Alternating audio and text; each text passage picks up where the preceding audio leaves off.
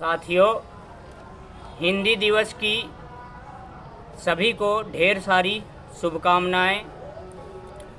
बूढ़ा बैल कभी हार नहीं मानता, ना कभी थकता है। इसलिए साथियों, टीटी की तैयारी पुरजोर करिए। तो जब मैं इंटर की कोचिंग पढ़ाया करता था, उस समय अंग्रेजी के साथ साथ संस्कृत की भी तैयारी करवाया करता था। संस्कृत के व्याकरण या संस्कृत की व्याकरण पूरी महेश्वर सूत्र पर आधारित है। महेश्वर सूत्र महर्षि पाणिनि के ग्रंथ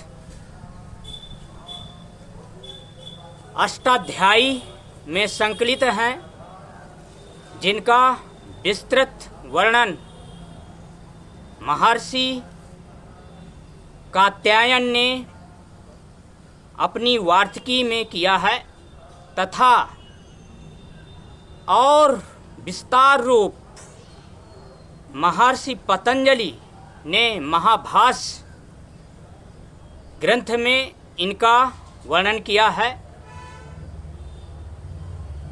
इसलिए इन तीनों मुनियों को त्रिमुनि नाम से जाना जाता है। और देवों को देव महादेव की डमरू से 14 महेश्वर सूत्र निकले। प्रथम 4 प्रत्याहार स्वर वर्णों के लिए है, तथा शेष 10 व्यंजन वर्णों के लिए है, जिनसे संधि, समास, विग्रह, उपसर्ग तथा प्रत्यय और सभी व्याकरण की जितने भी सूत्र हैं, उनका वर्णन इन प्रत्याहारों पर ही आधारित है। 14 प्रत्याहार हैं, 14 तिया 42, 14 सूत्र हैं, जिनसे 14 तिया 42 प्रत्याहार निकले हैं।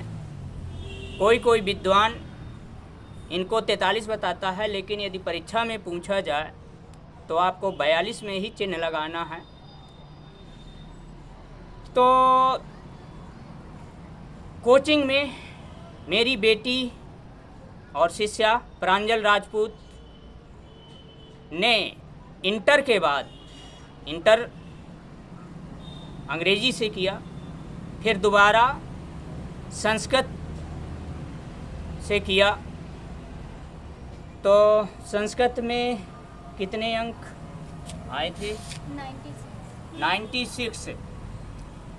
महेश्वर सूत्र सुनाएं जरा।